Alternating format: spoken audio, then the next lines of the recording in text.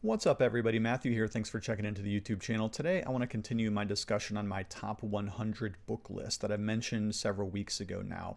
It's the idea that a person could probably limit the scope of their reading to 100 great books and really focus in on those 100 books for the rest of their life.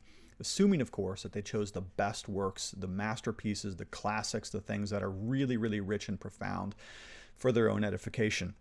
Now, recently I just turned 47 years old, and that means I'm way more now than past the halfway point of my life, even assuming that I live to a pretty good old age. Chances are my reading is mostly behind me, believe it or not, in terms of years and the amount of quality of volumes that I could read. So limiting to 100 books probably would be a good idea, though it is difficult to decide what should be on that particular list. One of the things that I've been really fretting about a bit when I think of this 100 list is how do you count them? I mentioned a while back that I would count multi-volume sets as one rather than 3 or 5 or 7 or 26, like this set I have up here over my shoulder. And the reason for that is certain works, like for instance Charles Hodge's Systematic Theology, that green set, is a 3-volume series, but it's one book. It's his Systematic Theology. It just happens to be too big to print in one volume, so I count that as one.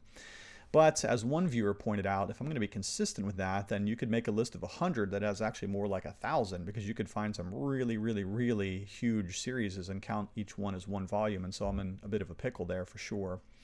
But I have been limiting down my list, and in fact I have 2 versions of the list now. I have one that is in alphabetical order and another one that is in numerical order from 100 all the way to my top number 1 book. I do hope to share that list with you in a little bit, just as soon as I polish it a little bit more. But today I wanted to talk about the topic of female writers, because recently it came to my attention that I don't have enough female writers on my list. Now, before I explore that topic with you in just a moment, I do want to tell you that I'm not an intersectionalist, okay? I'm not a progressive, I'm not a liberal, and so I don't tend to think in my worldview about categorizing everybody by their skin color and by their sex and by their gender and by their preferences and by their minority status. That's just not the way I view the world.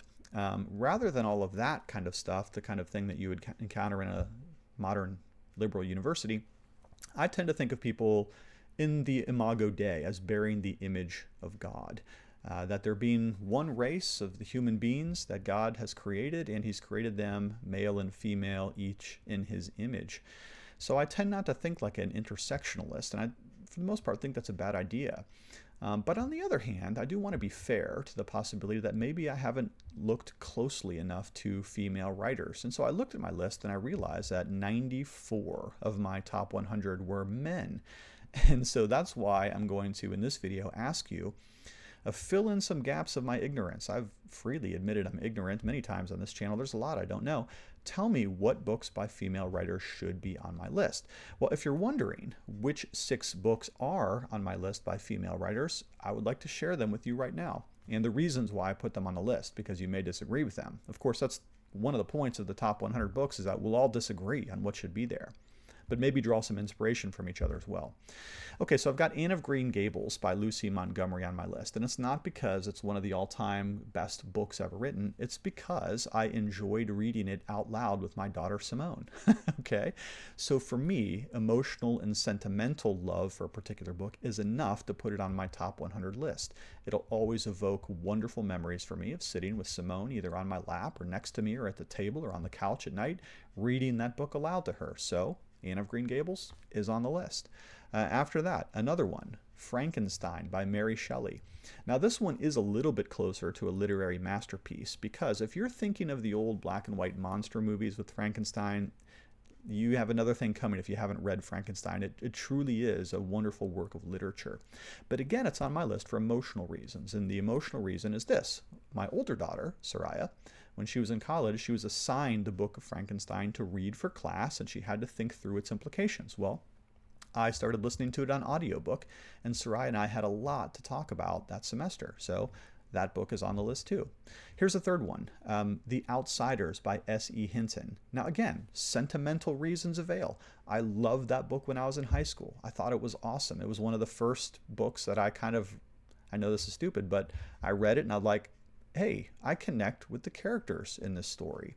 I was a little bit of an outsider myself. I was into skateboarding and other things like that. I just kind of anti-culture a little bit. So I related to the Greases in the book, and I had some friends that were socias, so I could kind of relate to that too a little bit. And you know what? Again, my daughters have loved that book, and so we have time and time again talked about the book The Outsiders by S.E. Hinton. Not a Christian book, doesn't have to be, but we've really enjoyed it just discussing it. The next one is one that's a little bit more personal to me, and that would be Emily Dickinson's poems. Again, a little closer to real genius here.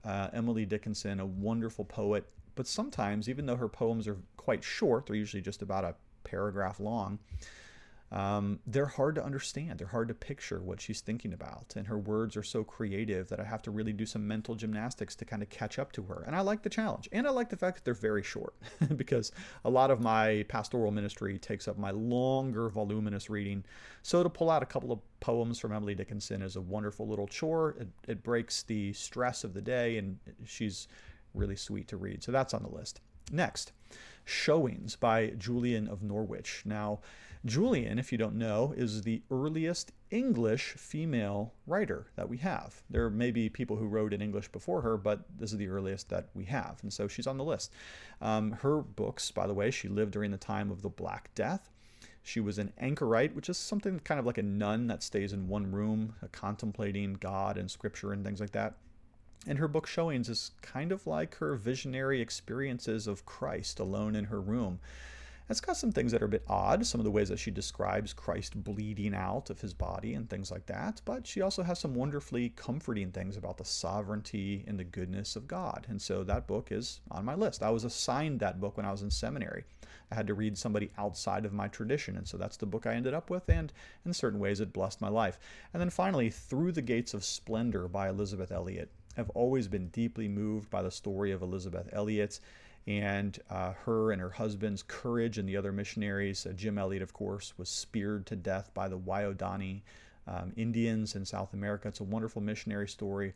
And Elizabeth Elliot will always have my deepest respect for having the courage to go back to minister to the same tribe that killed her husband. So that missionary book is fantastic. And I read it when I was on the mission field myself in Africa, going through some hardships. And so that book really ministered to my soul. So those 6 books by female authors are on my list, but I'm open to your suggestions. So if you have an idea, by all means, please let me know. Now, before we close up shop, I do want to do something a little bit self-promoting here. So please forgive me. Go ahead and just click off the video if you don't want to see this. But I do have an updated edition of my dissertation coming out again. It was previously published. If you read it by a different publisher, it's the same book. However, this time it's an expanded edition with a bunch of articles and essays in the past.